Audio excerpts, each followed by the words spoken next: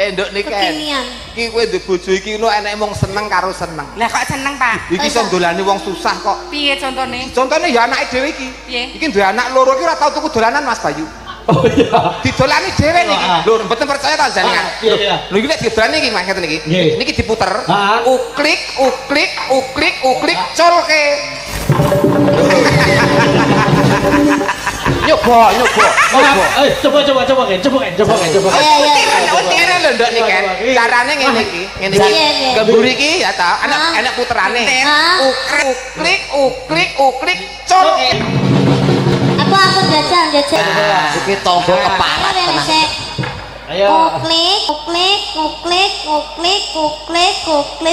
Aduh, wis. Kok bablas ngono ya? Engko karete pedhot aja keh-keh. Dicul nih. Colke. Kok muter? Lo pedot tenan. Balik. Mutere rene. Oh, dadi kleru sing muter ki nek maju ki ukirane ora ning kono. Gak. Ora tak melu-melu. Golek ikaten batu ya. Iki dibetot tenan kok.